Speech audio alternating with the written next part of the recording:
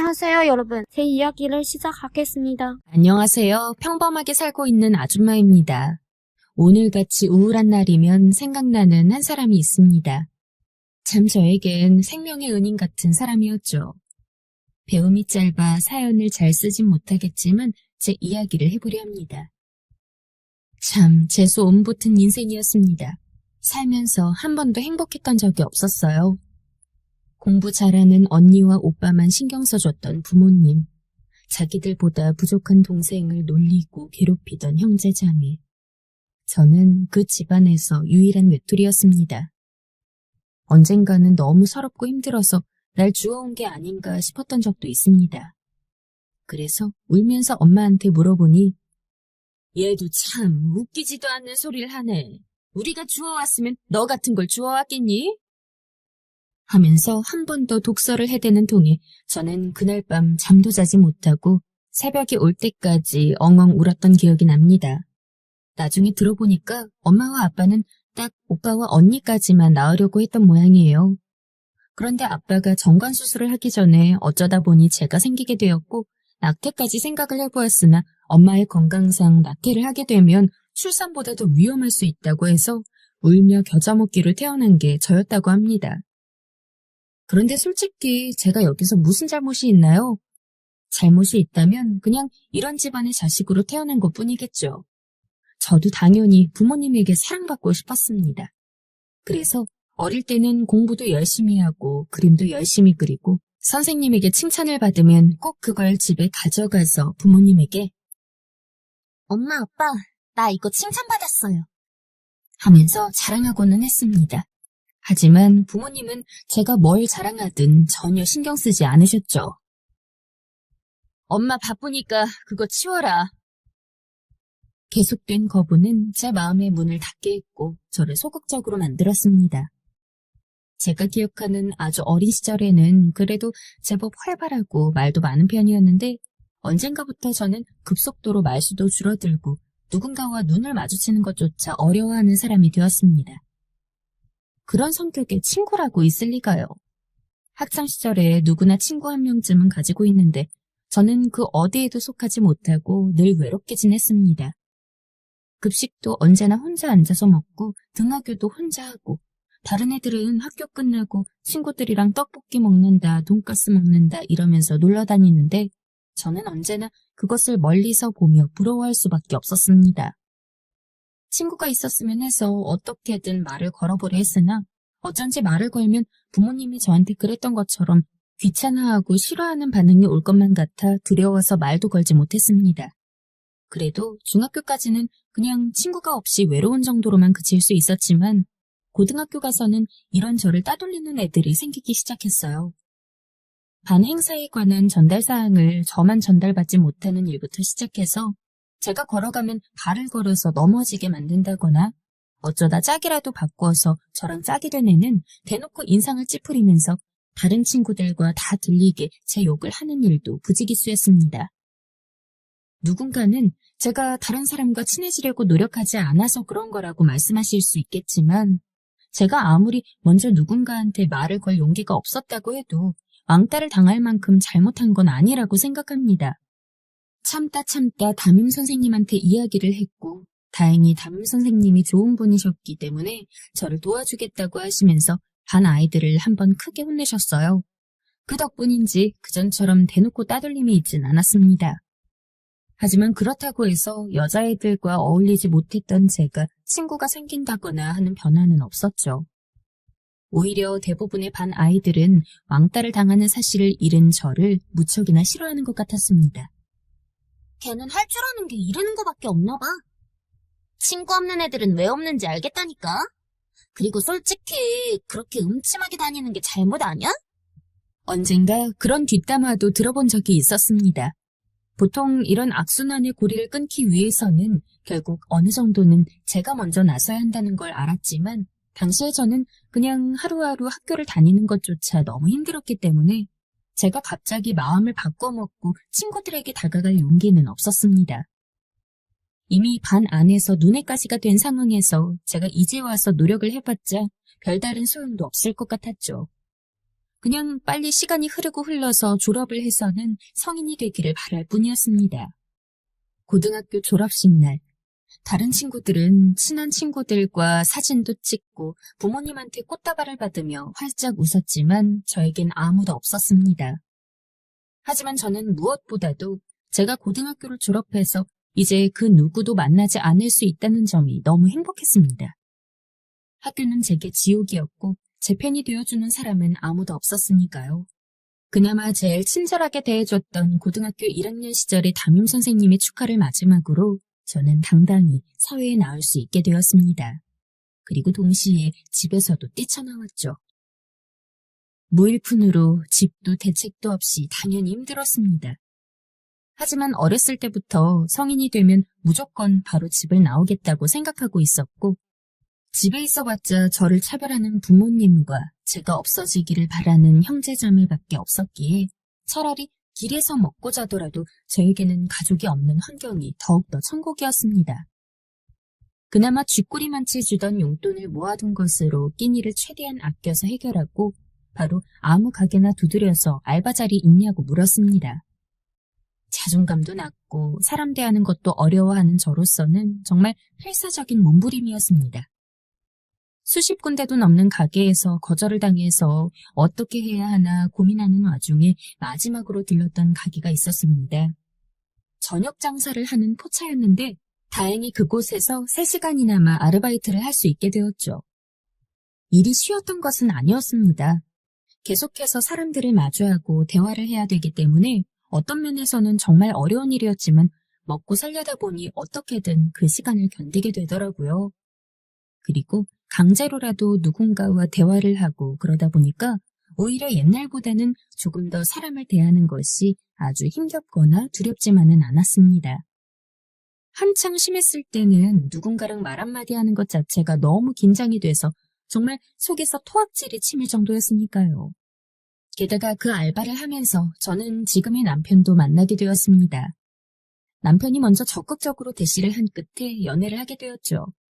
당연히 처음에는 이 남자가 왜 나한테 이렇게 고백을 하지? 싶었습니다.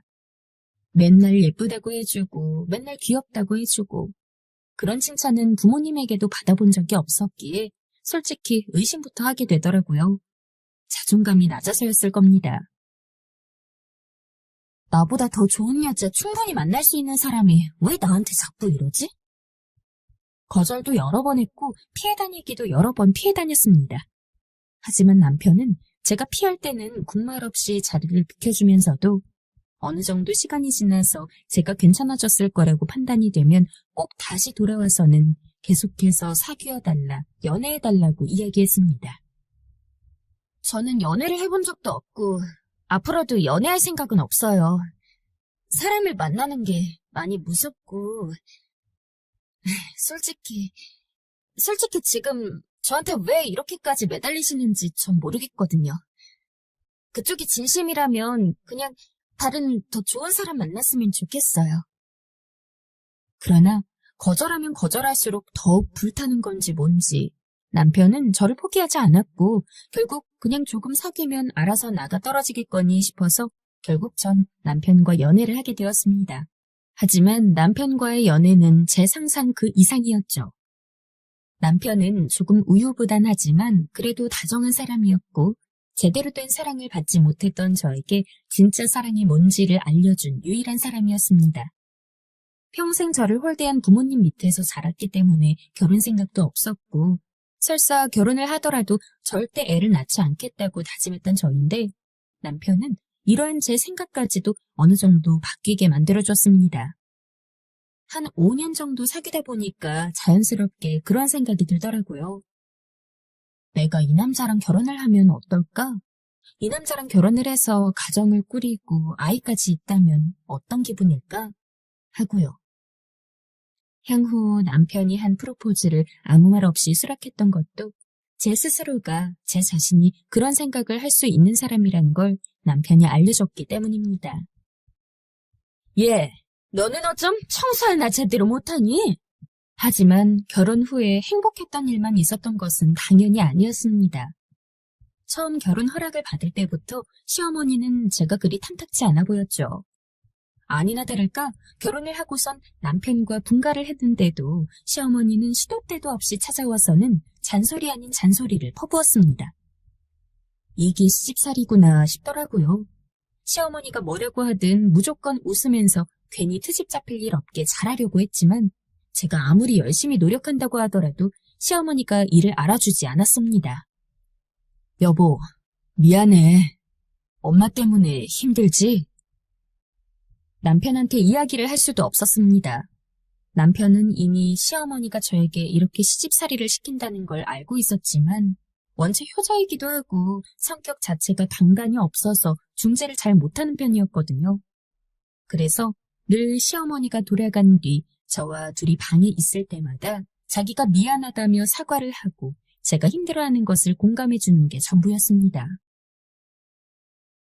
엄마, 왜 그렇게 자꾸 형수님한테 그러세요? 형수님이 멀리서 여기까지 왔는데. 그나마 도련님이 제 편이 되어주었습니다.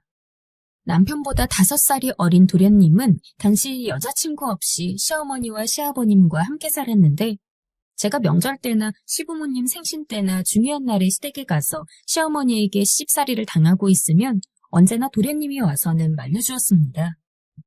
형수님도 엄마한테 할 말은 해요. 저희 엄마가 형을 너무 애지중지 키워서 형수님 아무 잘못 없는데도 그냥 마음에 안 들어하는 거니까 너무 개념치 않아도 되고요. 결혼해서 한 가족이 되었다곤 해도 남은 남이니까 보통 시부모님 제외하고 다른 시댁 식구들까지 알뜰하게 챙기는 경우는 못 봤는데 저 같은 상황에서는 제가 힘들 때 실질적으로 도움이 되는 게 도련님이다 보니까 자연스럽게 평소 뭘 살 때도 도련님 줄 거 하나를 살까라는 생각이 절로 들었습니다. 어지간한 형수와 도련님 관계보다는 친근하게 지냈다고 생각을 해요. 도련님이 참 좋은 사람이었기 때문에 나중에 좋은 여자랑 결혼해서 잘 살았으면 좋겠다 하고 생각할 때도 있었죠. 하지만 꽤 오랫동안 여자친구도 없이 혼자여서 결혼 생각이 아예 없는 걸까 싶었는데 한 2년쯤 지났을 때 도련님이 갑자기 결혼할 여자가 있다고 한 모양입니다. 당신도 어서 준비해. 우리 빨리 가야 되니까. 지금 엄마가 벌써 난리야. 어떤 여자가 우리 용식이 데려가는 거냐고. 불이 나게 준비를 해서 시댁에 가니까 이미 도련님과 도련님이랑 결혼을 약속한 예비 아랫동서가 와 있었습니다. 그리고 그 앞에서 시어머니는 깐깐한 표정으로 아랫동서를 위아래로 훑어봤죠. 어쩐지 결혼을 하게 되면 저처럼 시집살이에 시달릴 것 같아서 벌써부터 안쓰러웠습니다. 어색하게 인사를 하고서 시부모님 주변에 앉았는데 기다렸다는 듯이 시어머니가 온갖 질문을 하더군요. 가족관계는 어떻게 되는지, 돈은 얼마나 버는지, 재산은 어느 정도 있는지. 신기했던 건 아랫동서가 정말 막힘 하나 없이 술술 이야기했다는 점입니다. 에휴, 겨우 그 정도 가지고 우리 용식이랑 결혼을 하겠다고? 게다가 시어머니가 아무리 까탈스럽게 이야기하며 반대를 하려고 해도 아랫동서는 전혀 굴하지 않았습니다. 제가 다른 잘 사는 사람들에 비해서 아주 좋은 환경을 갖고 있는 건 아니지만 용식 씨랑 결혼해서 둘이 가정 꾸리며 살아가기엔 부족함은 없다고 생각해요. 앞으로 아이 낳을 때까지 전 계속해서 돈 벌 거고 지금도 충분히 저축해둔 돈이 있기 때문에 그런 부분도 걱정하지 않으셔도 괜찮습니다, 어머님. 저랑은 완전히 다른 사람이었습니다. 시어머니 눈을 똑바로 마주하면서 할 말은 다 하는 아랫동서의 모습이 얼마나 멋있었는지. 게다가 말이 아랫동서지 그냥 바깥에서 만났으면 오히려 제가 더 동생이었습니다. 저보다 연상이라 그렇게 어른스러웠던 것도 있었던 것 같고 성격 자체가 당당하고 자신감이 넘치는 것 같았달까요? 천하의 시어머니도 아랫동서가 그렇게 똑부러지고 야무지게 이야기를 하니까 아무런 말도 못하더라고요. 내심 아랫동서가 정말 부러웠습니다. 제가 저 성격의 반의 반이라도 닮았으면 지금은 더 훨씬 나았을 텐데 하는 생각에 말이죠. 게다가 아랫동서는 말투가 날카롭고 뭘 말해도 따박따박 이야기하는 경향이 있어서 얼핏 보기엔 좀 냉정해 보였지만 친해지면 정말로 가까운 사람 챙길 줄 아는 좋은 사람이었습니다. 제가 언제 한번 교통사고를 크게 당한 적이 있었어요. 장을 보고 오는 길이었고 신호가 없는 횡단보도를 건너는데 저를 미처 보지 못했던 차가 달려오다가 저를 치고 만 것이었죠. 다행히 빠른 속도로 달리고 있는 차는 아니어서 심각할 정도로 다친 건 아니었지만 그래도 다리가 부러져서 한동안 제대로 움직이지도 못할 정도로 병원 신세를 져야 했습니다. 간병인 있으면 괜찮은데 굳이 이렇게까지 와서 안 돌봐도 돼, 동서. 제가 형님 돌볼 여력이 되는데 왜 굳이 돈 써가면서 간병인을 불러요? 그냥 미안해할 것도 없고 편하게 생각해요. 제가 하고 싶어서 하는 거니까. 저는 딱히 아픈 가족을 돌봐준 적도 돌봄을 받은 경험도 없지만 현실적으로 생각을 해봐도 목발을 짚거나 휠체어를 타질 않으면 걷는 것조차 힘든 사람을 간병한다는 게 어디 쉽겠어요? 그러니까 사람들 다 돈 내고서 전문 간병인을 쓰는 거죠. 동서가 먼저 저를 돌봐준다고 이야기한 것에 무척 고마웠지만 솔직히 미안함이 더 컸던 게 사실입니다. 한 달 가까이 입원을 해 있어야 했고 그때까지 매일매일 동서가 병원에 상주하면서 화장실도 봐줘야 하고 씻는 것도 도와줘야 하고 정말 이만저만 민폐잖아요. 그리고 아주 어릴 때보다 조금 나아졌다지만 이렇게까지 가까이서 동서와 매일 이야기하는 것은 솔직히 좀 어려웠습니다. 하지만 동서는 꿋꿋이 제 곁에서 제가 퇴원을 할 때까지 도와주었어요. 제가 불편해하는 티가 분명히 났을 텐데 그것에 대해서 아무 말도 하지 않았죠. 대신에 가만히 이런 말을 던지기만 했습니다. 요새 사람 사귀고 그러는 게 참 어려워요, 형님. 저도 진짜 안 그래 보이겠지만 누군가랑 친해지는데 참 많이 생각을 해보게 되는 것 같아요. 그래도 노력을 하면 언젠가는 좋아지더라고요. 사실상 사회 부적응자나 다름없는 저를 위한 동서의 위로 아닌 위로였습니다. 솔직한 말로 제가 동서와 붙어 지내는 그 한 달이 제 한평생 다른 사람과 대화했던 것보다 훨씬 더 길었을 겁니다. 그만큼 동서는 언제나 저와 어떤 주제에 대해서라도 대화를 하려고 했고 또 핸드폰으로는 전화나 문자밖에 할 줄 모르던 저에게 영화 보는 것도 알려주고 게임하는 법도 알려주고 혹시나 나중에 외로우면 누구 만나기라도 하라면서 친구를 사귀는 어플 같은 것도 가르쳐 주었습니다. 제가 계속해서 부끄러워하고 겸연쩍어 하는데도 불구하고 동서가 단호하게 알려주다 보니까 저도 못 이기는 척 배울 수 있고 게다가 동서는 무조건 칭찬만 해주고 저한테 가르쳐주기만 하는 게 아니었습니다. 혹시나 제가 뭘 잘못하려고 하면 형님, 이거 이렇게 하면 안 돼요. 라면서 바로 막아주기까지 했죠. 동서보다 어리다고 해도 나이를 먹을 만큼 먹은 어른인 제가 이렇게까지 서툰 게 동서 입장에서는 이해가 안 될 만도 한데 동서는 단 한 번도 저에게 어떠한 이야기를 물어보지 않았습니다. 제가 어색해하면 어색해하는 대로 받아들였고 제가 궁금해하면 궁금해하는 대로 받아들였습니다. 지금껏 살면서 그렇게까지 저를 위해준 사람이 없었는데 동서는 어쩌면 제 인생에서 처음 사귄 친구는 다름없었을 겁니다. 저도 남들처럼 평범하게 살아갈 수 있도록 도와주고 용기를 북돋아준 유일한 친구 말이죠. 아이를 키우면서 산후 우울증으로 힘들어할 때도 동서가 참 많이 도와줬습니다. 비슷한 때 아이를 낳아서 자기도 아이 키우기 힘들 텐데 아직 젖도 못된 애를 안고 와서는 저한테 기분 좀 풀리라고 삼계탕을 끓여주기도 했고 어떤 때는 남편들한테 각자 아이를 맡기고서는 저만 데리고서 영화도 보고 쇼핑도 한 적이 있었습니다. 아마 동서가 없었다면 제 육아는 너무 힘들고 지쳤을 것 같아요. 그래도 비슷한 처지에 있는 동서가 저보다 더 어른스럽게 저를 잘 봐주고 그래서 아이가 성인이 될 때까지 저도 힘내서 버틸 수 있었습니다. 도련님도 참 인성이 좋은 사람이어서 생각해보면 동서 같은 사람이 도련님이랑 결혼을 하게 된 게 천운이었던 것 같아요. 가끔 동선에 놀러가면 도련님이 동서 먹으라고 과일도 깎아주고 그러는데 물론 저희 남편도 집안일을 안 하는 건 아니지만 솔직히 대부분 집안일이나 그런 건 다 여자 몫이잖아요. 그런데 동선에는 그런 개념이 없나 보더라고요. 도련님한테 언젠가 은근슬쩍 물어보니 아내는 아이 돌보는 것 때문에 더 힘든데 집안일이라도 제가 같이 해야죠. 라고 하더군요. 행복해 보이는 동서 모습을 보고 오는 날이면 제가 더 기분이 좋아서 하루 종일 싱글벙글하고 그랬습니다. 그렇게 같이 한 살 한 살 나이를 먹고 아이까지 다 커서 독립을 시키고 나니까 이제 정말 제 인생에 있어서 가장 큰 목표 하나를 달성한 듯한 느낌이 들었습니다. 애가 어릴 때도 바빴지만 커가는 과정이 더 힘들더군요.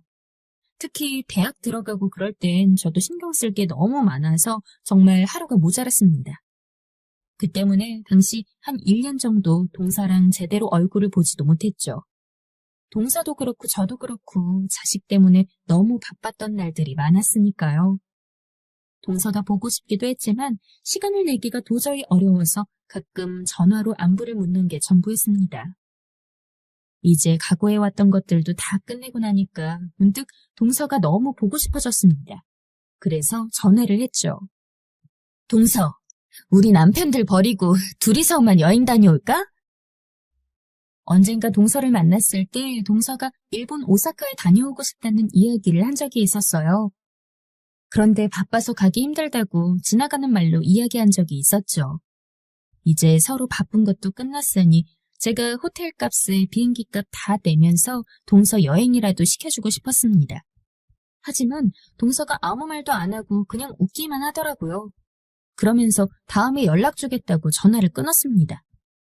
영 기분이 이상해서 도련님에게 연락을 해서 물어봤어요. 혹시 동서 무슨 일 있냐고. 도련님은 한참을 머뭇거렸습니다. 그러더니 형수님은 제 와이프랑 잘 지냈으니까 조금이라도 일찍 아시는 게 맞을 것 같네요. 라며 믿을 수 없는 이야기를 꺼냈죠. 동서가, 그 건강하고 언제나 똑부러지던 동서가 암으로 시한부 판정을 받았고 이미 병원에 입원한 지 오래되었으며 앞으로 한 달 안에 죽을 확률이 크다는 이야기였습니다. 저도 모르게 도련님한테 왜 그런 이야기를 진작 안 알려줬냐고, 어떻게 이제 알게 하냐고 소리를 질렀어요. 죄송해요, 형수님. 아내가 절대로 형수님한테 이야기하지 말라고 했어요. 형수님 요즘 바쁜데 자기 때문에 신경 쓰면 더 힘들 거라고. 무슨 정신으로 동서가 입원한 병원에 갔는지 모르겠습니다. 병실에 도착했는데 그 당당하고 늘 자신감 넘치던 동서가 헬쓱한 얼굴로 파리하게 웃으며 절 보는데 정말 바보처럼 엉엉 눈물이 나더라고요. 정말 힘든 사람은 동서일 텐데 내가 울어서는 안 되는데. 아무리 마음을 다잡아도 눈물이 멈추지 않았습니다. 나 힘들 때 도와준 건 동서인데 나는 아무것도 해줄 수 없다는 현실이 너무 슬펐고 정말 동서가 금방이라도 멀리 떠날 것만 같아서 두려웠습니다. 동서는 아무 말도 안 하고 그저 웃으며 제 손을 잡았죠. 괜찮다는 듯이. 그리고 거짓말처럼 딱 한 달 뒤 동서가 하늘나라에 갔습니다. 장례식을 치르고 멍한 정신으로 시댁 거실에 앉아있는데 도련님이 편지 한 장을 건네주더라고요. 동서가 죽기 전에 편지를 썼었는데 저한테 쓴 것도 있다면서요. 나이 어린 형님, 제 드센 성격 받아주기 정말 어려웠을 텐데 단 한 번도 싫은 티 안 내고 언제나 제가 말 걸 때마다 열심히 받아주셔서 정말 감사했습니다. 저한테는 남편을 만난 것 다음으로 형님을 알게 된 게 제 인생의 큰 복 중 하나인 것 같아요.